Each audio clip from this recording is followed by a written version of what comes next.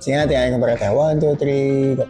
Ukulele. Ay, Hello, ako si Coach Miguel. parang si Coach Paulo. And together kami ang Coach Ben and Ben. You're watching ATM and... This is our first. Wow. First song we wrote is a song called Dahilan. Hindi pa siya lumabas sa Spotify at matagal na siyang hinihintay ng mga liwanag.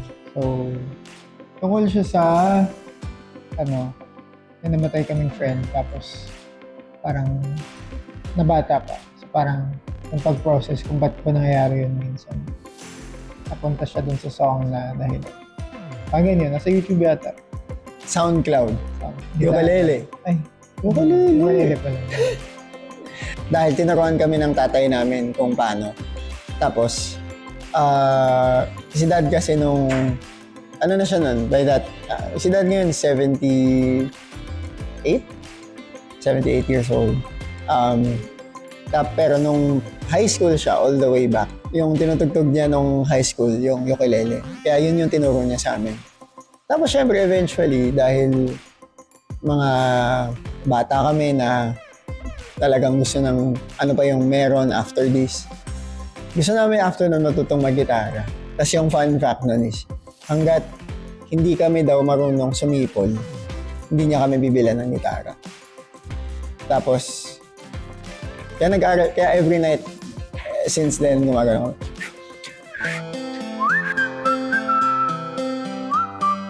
Hanggang sa natuto kami sumipol. And then, that's how we learned how to play guitar. Oh gosh. School. First public performance, siguro sa school. Kasi sumasali kami nun sa mga Battle of the Bands sa school. Oh. Side, hindi, bago yung Freestyle. freestyle. Freestyle at saka side A. Nung grade 6 ba yun? Oh, 6th grade kami. The best of Bukas Palad. Ang bukas pala. The best of Bukas Palad Volume 1. Sino first collab natin as a band? Parang si Ebe. Ebe. Yung sa first album. Yung first collab namin as a band is with Ebe Dancel for a song called Baka Sakali. So, that song was something we played as an intro nung nagigig pa kami sa mga bar when we started out. And hero namin talaga si Ebe in songwriting and singing. So, nung nagkaroon ng opportunity na makapag-collaborate, sobrang honored kami that he said yes to it. And that's how the song came to be.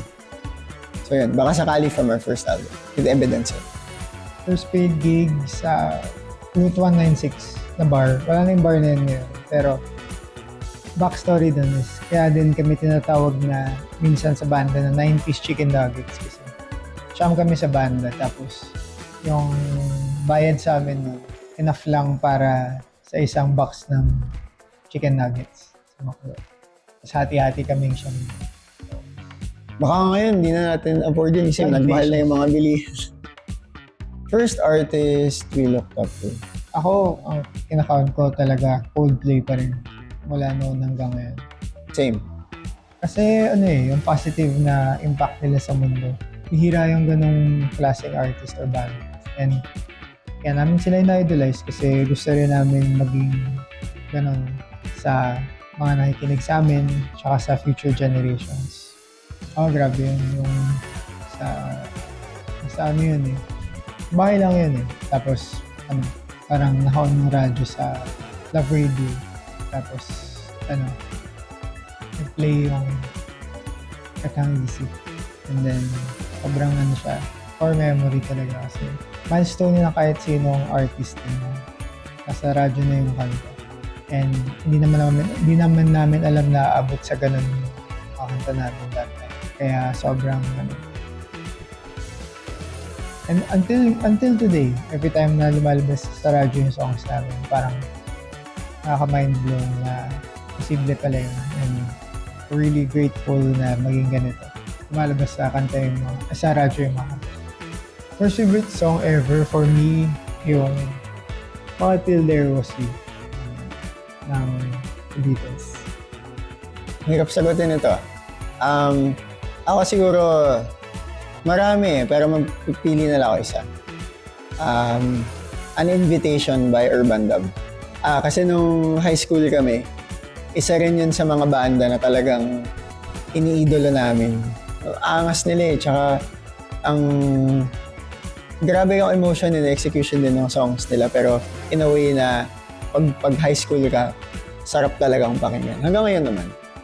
So yung An Invitation, yun yung first song sa album nila na Under Southern Lights, which was like one of the core albums of our high school. Yep. First Music Awards. I think, Wish ba yun? Sa band mo, parang Wish. Parang Wish. Oo, sobrang, nakikita namin yung Wish dati sa Facebook. Tapos, yung first time namin na-nominate, sobrang hindi namin nakalain na kaya palang, pero din na kaya palang umabot yung music namin sa ganun. Then, to be nominated pa nga lang, malaking bagay na yun. Pero, nung nanalo kami na Contemporary Folk Song of the Year, and then eventually Artist of the Year, parang hindi namin deserve. Yun yung feeling namin. Pero parang gift na rin namin siya sa liwanag yung listeners namin. So, grabe sila mag-support eh. Once again, this is Coach Ben and please subscribe to ATM. Thank you.